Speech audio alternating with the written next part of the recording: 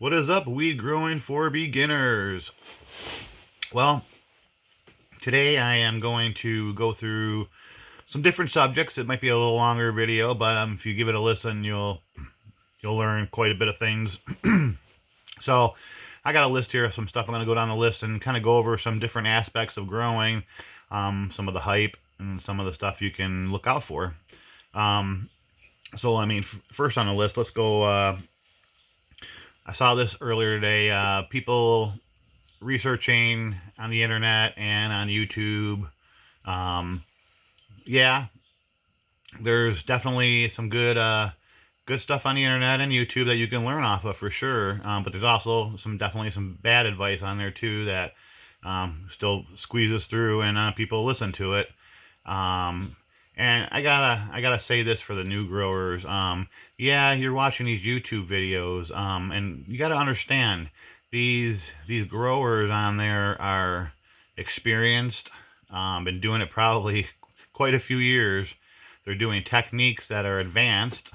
Um, so I see a lot of you new growers trying all these techniques and butchering your plants, and you're doing schwazzing techniques, and you never even grown a plant from start to finish as a natural grow. Um, yeah, you can do some training, learn. That's what you're here for. But getting into some high techniques like you're watching on YouTube and thinking you're going to get that same result, think again. It's not going to happen for a new grower. These guys have training. They've done it many times. They are in controlled rooms. Their rooms are perfect. In yours, it won't be. I'm just going to tell you that right now. So just keep that in mind. Yes, you can find good stuff, and no, there are bad things too. So, but you get advice on here on this group. We have some experience. Just the moderators and the admins on here. We have probably 90 years experience of growing. So we're not going to steer you in the wrong direction. And to say we know the answers to every single thing, there's always going to be something that might stump us too. So it's a plant. You got to remember that too. We're not the gods of the plants here. But we've been growing many years, so we've seen all these different the deficiencies and what problems in soils and pH balance is off. So we can help you in that stuff. So we are definitely here to help you. We're not here to steer you in the wrong direction and screw your plants up for you. So that subject, we're going to finish that up. So first thing, we're going to get into seeds. Um, Seeds, there's so much to seeds. It sounds simple, but really, if you think about the seeds, I see a lot of people growing one seed and they're growing two of the same seeds. One plant's big, one plant's small. Next grow, one doesn't grow barely anything, one grows humongously. And you got to understand with seeds, they're like people. I mean, inside that seed is genetics. There's chromosomes in that seed. Before you even plant that seed already knows what's going to happen. Once it's planted and started, it's going to know how big it's going to get, how much bud it's going to get, if it gets the right conditions. So always remember that with seeds. You get it from seed banks. It's a crapshoot. There's so much to seeds. You can get into this is where you can research some things on seeds. Learning the different kinds of seeds. You got your F's, you got your S's, you got your back crosses. There's a lot of different things about seeds. A lot of the seed banks like to push a lot of these F1 Fem seeds, which are good seeds, but you're going to get different patterns on them. They're going to be, like I said, you'll get ones that grow tall, ones that grow small, one this time, oh my gosh, I got a huge plant. Next time, well, it didn't grow as big this time. That's what we call a little bit of an unstable genetics, where it's just not the same consistency every seed. And that's why the breeders come in and they kind of start, breeding them seeds back and forth. They keep breeding themselves together, back to the same. And finally they come up with some stable genetics. So keep that in mind with seeds. You really can research a lot on seeds. The Grow Bible, like up in the feature sections, check that out, man. There's lots of stuff about all different kinds of things in growing in there that can really help you from true experts that wrote the books. So on that, seeds, just remember that. And there's quality seeds out there. It's best to find the breeders that are doing the seeds, and you get them straight from the breeders and not get from seed banks, because you really don't know in the seed banks what quality of seeds you're getting, how they've kept them stored. I mean, there's lots of things, and the prices. People are always like, "Oh, it's so expensive to buy seeds in the U.S.," but in the end, it's really not.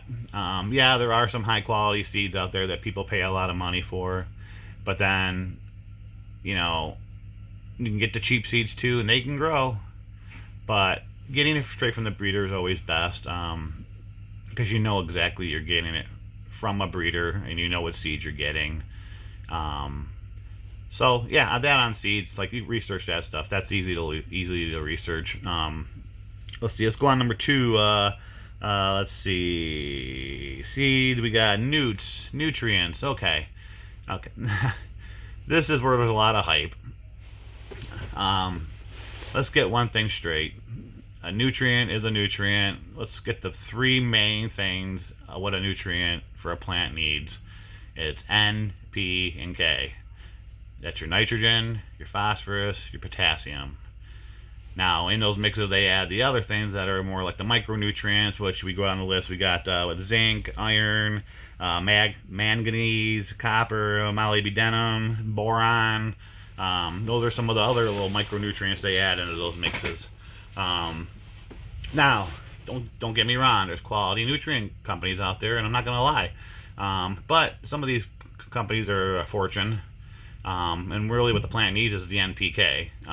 So to me, I don't spend a fortune on newts, and my plants grow just fine as long as I give it what it needs. There's no nutrient company out there that is promising golden unicorn poop that's going to make your plant grow 2 times the size. That's just, there's no nutrient out there.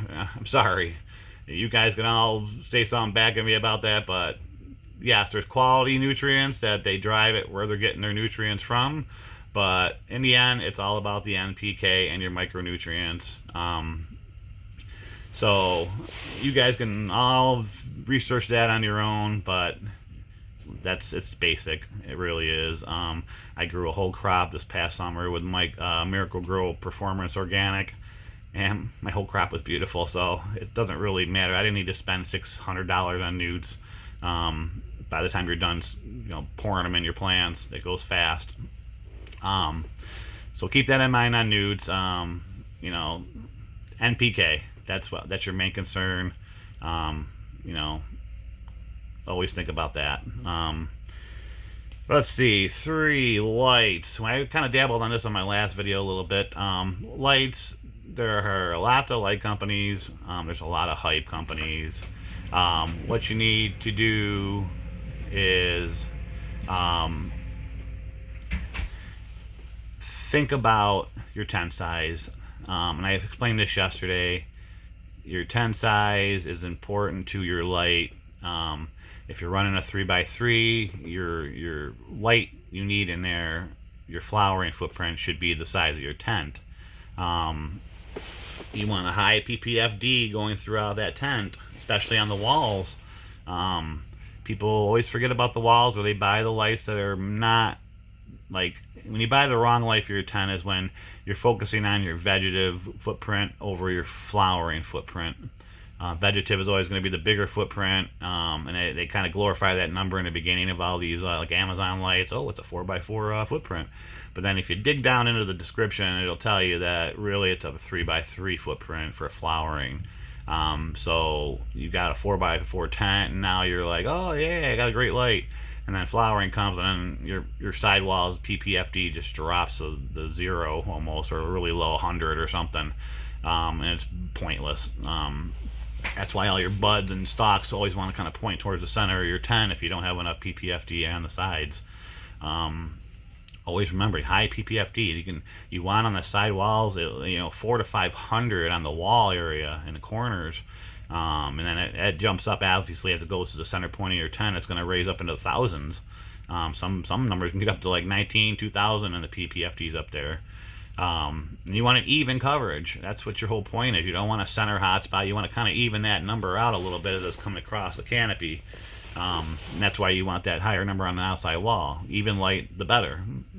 Um, so definitely keep that in mind. Flowering footprint is the important footprint, not the veg. Veg doesn't need a whole lot of light. That's why half the time when you're running veg, you got to turn the dimmer down. It doesn't need as much light as you think. Flowering needs intensive light. That's where your footprint needs to be. You got a 3x3, get a 3x3 footprint. 4x4, same, 4x4 footprint. I mean, you need that footprint for the flowering. So, I'm not finding lights. There's, like I said, there's so many companies out there. You don't have to spend $1 trillion on these, hype companies like horticulture and all them companies. They're all using the same LEDs. LEDs that you want to look for actually in lights is your LM301Bs and Hs. Those right now are the top ones, and obviously Samsung's going to come out with some new ones right now that are supposed to blow the doors off, but we'll see. So keep those in mind. Those are two quality diodes for your lights: 301Bs, LM301B or LM301Hs. Both very similar in brightness. They've done the test on that, and the H's really don't mean a whole lot. I think they've seen a trickle in efficiency between the 301Bs, but the brightness was pretty much the same exact brightness. Meanwhile drivers, Sozen drivers, those are both quality drivers. I don't care what people say about the Sozen. Sozen has been around as long as Meanwhile pretty much, and they're in so many big lighting companies. So they're both quality drivers. So yeah, enough on lights. Let's go on to Ford exhaust fans. Now this is really dependent. I've grown. I got a tent right now, a 3x3 tent in the basement. I grow autos in that. So to me, it really depends on what style of grow you're going for. If you're doing photos and you're going to need to worry about the light leaking, then I would use an exhaust and a system like that for photos, because you want a more sealed environment then. So definitely for photos, I would run an exhaust system. In autos, you can run an exhaust too. There's no problem with that either. But like I run an auto down in the basement right now, or what I did last season. I had no exhaust whatsoever, and I don't have to worry about light leaking. So I just open the vents up. There's windows or doors or vents, whatever, and it just lets enough air in and out, and my plants grew beautifully. Humidity stayed stable. It didn't go up and down. It was a basement, so it stayed a consistent temperature. The lights obviously brought it up a little bit, but I didn't need an exhaust whatsoever. I just had fans circulating inside the tent, windows were open, and that was it, and it grew beautiful. So to me, that's a debatable thing. If you're in a budget and you're worried about a light over getting an exhaust, and you want both of these things, I'd seriously invest more into the light than I would a exhaust system. But if you can afford both, great. You can grow without an exhaust for sure. It just helps with heat dissipation, getting the heat out of there. And don't count on your exhaust with a carbon filter. I don't care what anybody says. They help a tiny bit with smell. If you're worried about stinking an apartment or something, you better come up with a different solution. These carbon filters will not stop that smell coming out. You're going to open the door eventually on that tent. When that tent door opens, it's 10 seconds, and the room it's in is going to stink like skunk. So they do sell, they're not healthy, but they sell ozone generators, and they do work. Those will take the stink right out of the room, but you can't be in the room when it's running or an hour after it's run. So it's kind of a pain in the butt to run them, but a lot of bigger corporations and commercial grows, they do use the ozone generators to dissipate the stink. But it's very unhealthy. You cannot be in that room when it's going on or an hour after. But that is a way to get rid of it too. And then all the old-fashioned incenses and wax melts, if you want to try to cover up some stink. Air purifiers in the room, those kind of help a little bit too with some carbon filters in them. But the stink is tough. It's tough to get rid of, no matter what you try. It's hard to do at home grows. So, all right. Exhaust is still, yeah. Okay, let's get on exhaust a little bit more. 2x2 tents and 3x3 tents. If you're going to use an exhaust, 4 inches plenty. getting into the 4x4s, and now you start thinking about getting into the 6 inch uh, size exhausts. And then obviously the bigger the tents, you get up to 4x4, 5x5, 6 inches would be plenty. Getting up into the bigger 4x8 tents, and you're going to start worrying about maybe a higher push six or a couple sixes in there, or maybe an 8 inch exhaust in there. And when you get into those giant tents, and yeah, and remember too, those controllers that come with these exhausts that are glorified, that make they think like it's gonna adjust all your humidity and everything, and it's not gonna do that. It's not what it's for. The only thing that's gonna do is try to help. The sensors on those like AC Affinities and all those different companies that put those computer controllers for the humidity and temp. All that's doing is just turning the fan up and down and trying to compensate for what it's going to try to fix. It won't fix it 100%. If you have a serious problem, you're going to need like more like an Inkbird system, um, with your dehumidifier, humidifier plugged in, and a temperature heater if you need to. Um, the Inkbird is what really controls the on and off of the actual environment. The controller that comes on those blowers, I'm sorry, um, they're just, like I said, on it. They turn the fan up and down. That's all it's going to do. It's not going to correct the problem. It's force. It may help it a little, but it's never going to try to. It's not going to fix it by a fan, or a blower blowing it out the door. If you have a humidity problem, it's in the air. You're going to need to dehumidify it, or if you have a dry room, you're going to need to humidify it a little bit. But that's in seedling stage. Once you start getting more into plant stage, your humidity is not that crazy of a factor. You can grow plants 100%, being in 50% the whole grow. Um, uh, it's it's when you fluctuate too much. If you're cold temps and you got high humidity, then you got chances for mold. If it's you just got to watch it. You want to keep a stable environment. Dry is okay. You rather have it dry, and molds don't want to thrive in dry weather. So keep that in mind too. Um, all right, so let's go into we talked a little about nutrients. Let's talk about some microbes. This is another way to feed the plant. It's not a nutrient. So I know a lot of people think that adding mycorrhizas and all that I'm adding nutrients to the plant. No, you're adding a fungus to the plant. Organisms to grow a fungus that attaches to the roots. And basically like a sponge, it causes more food uptake and water uptake into the plants and the roots. It's excellent stuff. And research some of this too. There's a lot of hype on that stuff too with the mycorrhizas. And so the one thing to remember with that stuff, when you're using the micros and all that, you can't just, like, some of the soils carry it in it, like the Pro Mix and the Happy Frogs and all that. Oh, it's got mycorrhizae in it. It's all beneficial in the beginning. But if you don't feed the mycorrhizae, it's not beneficial, because it's just gonna die off. It tries to get sugars in there to feed it. So that's why I like the company Recharge, which is a big hyping company right now. They put molasses in the mix. So it's obviously feeding the mycorrhizae with some sugars, so it's gonna make it thrive. So you got to feed the mycorrhizae, or it's no good. You have to feed it. So it's not a once and go. Once you plant and you start running water through it, and you don't feed the microbes, they're not gonna live. So remember, you got to feed it. Molasses is one of the main feeders you can use. Making your own is fine too. I think one of the other mods was telling me that's good as a teaspoon to a gallon of water to feed your plants with it.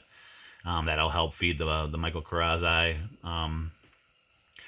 And remember, there's a lot of hype with this stuff too. There's so many different companies that create this stuff, but in the end, if you have a mycorrhizae organism, it's not going to change from one company to the other. It's what it is.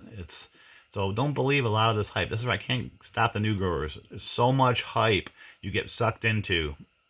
And I just showed this to the group the other day, like with the Recharge. It's like, yeah, they got their little recipe, but I did some research on that, and I found another company half the price with the exact same recipe. So do your research. You can find it cheaper, and it's mycorrhizae is mycorrhizae. Um, so just remember that. A lot of hype. But they do wonderful things. If you feed it, it will make your plant really grow nicely and fast. That microcarrotid really sucks the water and makes that plant really drink it up. So definitely check that out and do some research on some of that. Like the recharge company. The one I just picked up was called Microbes.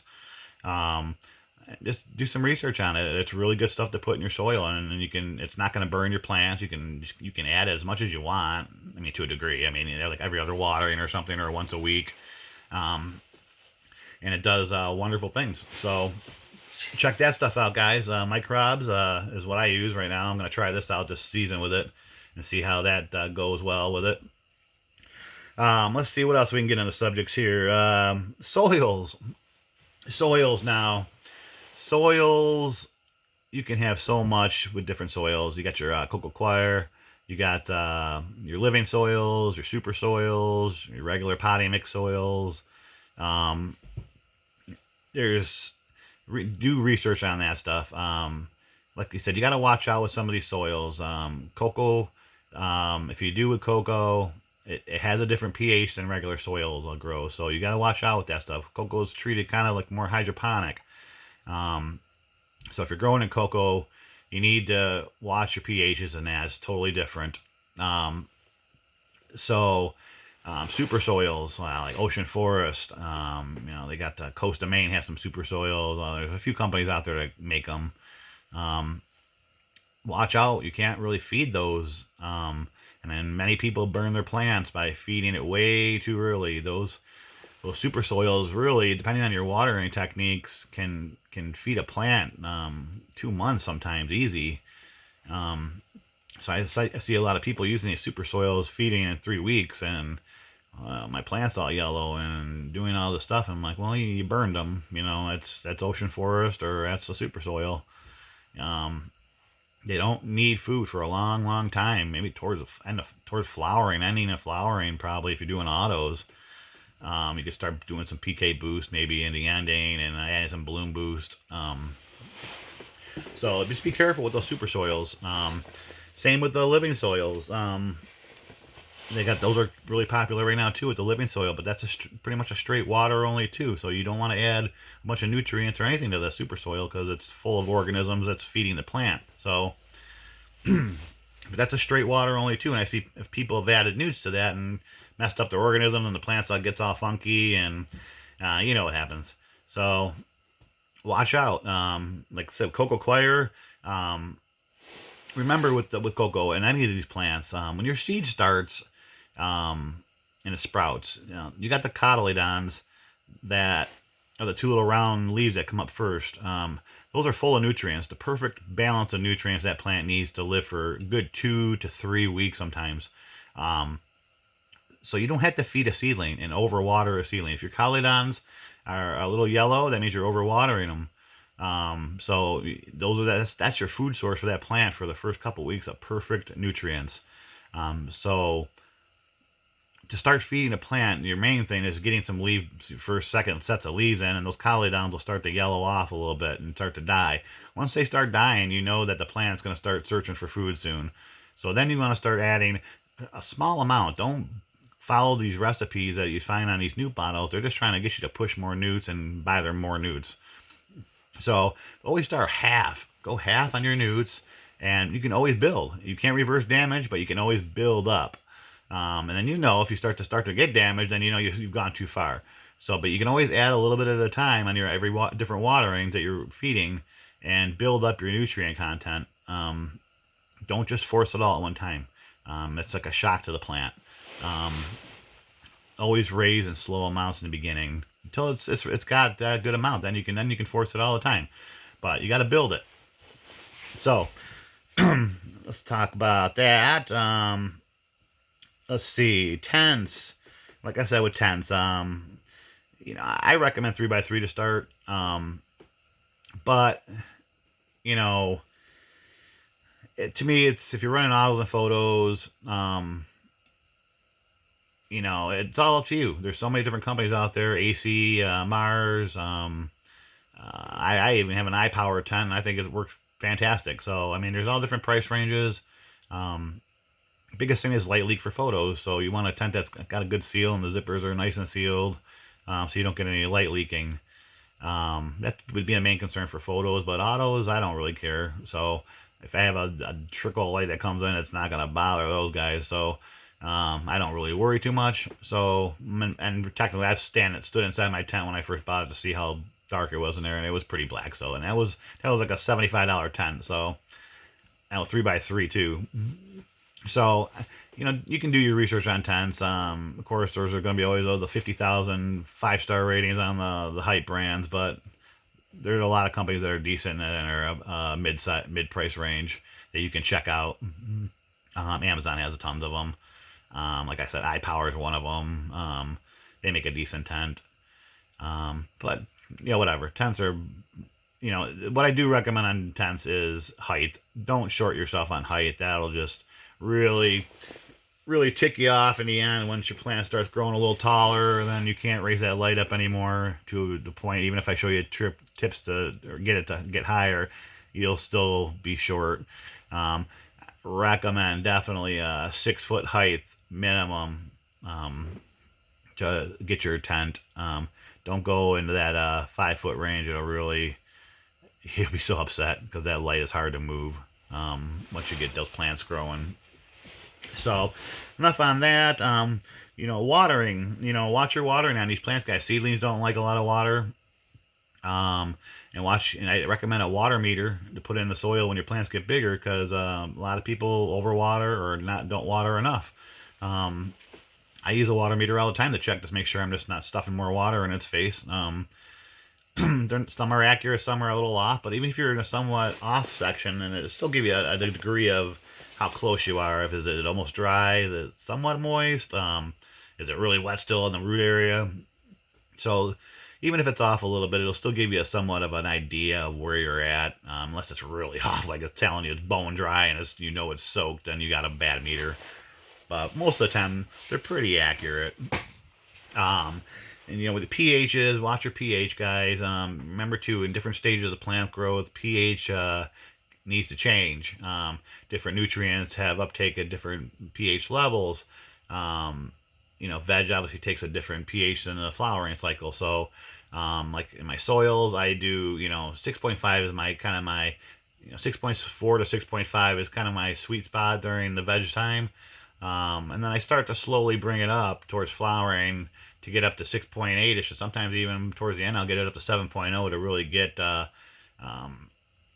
especially in flowering, the main nutrients at 7.0 gets a high uptake of your phosphorus and your sulfur and your potassium. It gets a nice boost of that at 6.8, 7.0. So you really want to start boosting it up to there to get that better nutrient uptake that your plant requires to get that. And that's where the fade comes in too. If you're not getting that correct nutrient uptake, your plant will start fading really quickly. What we call the fade is it'll start yellowing out, looking like it has a deficiency, but it's really just sucking all the nutrients out of itself and feeding itself. So we call that the fade. That happens on every plant usually. Like I said, during middle of flower, it'll start happening. But yeah, watch your pH. That's very important. And when soil, like I said, in cocoa, it's a totally different pH. So you got to watch your pHs over there. You're more like in the 5.6 to 6.0 in veg, and like 6 to 6.3 in flowering, because it's more hydro-ish growing style. So keep those in mind. Meters. I can't say this enough with meters. Like I said, the moisture meter for the soil, pH meter you should have. A TDS meter for checking your particles in the water and your minerals in the water. Electrical current conductivity test would be good too. And some of those 4-in-1 meters, 3-in-1 meters. Definitely meters are important to get your water correct. You really want to know what you're putting in. Sometimes you don't need as many newts as you think if you have a high ppm in there. So that's where I see people that don't check and they're just stuffing the newts in their water, and then they don't realize how high their ppm was already in the water, and they're just normal tap water. You can really burn your plants quickly too, and that's where those meters can save you new guys a lot of heartache from burning your plants and stuff if you really know what your parts per million are going into your plant, or your electric conductivity going in. So definitely get yourself some meters, guys. And there's hype on those too, but there are a good company like Blue Lab. They do make some good meters. I can't say that they're bad meters, but there are some cheap budget meters you can get on Amazon too that'll work just fine. So keep that in mind too. I do recommend meters; they're very good. Um, but other than that, I mean, I really tapped into a lot of stuff here in the live. It's a pretty long video, so if there's any other questions you guys want to ask me, you can always just put it in the comments down below after the video is loaded up, and I'll try to answer them as fast as I can. But thanks for listening, guys. I'll try to bring up some more tips and stuff as I keep bringing them in my head. So I'll see you guys soon, and I hope you enjoy the video, guys. Thanks.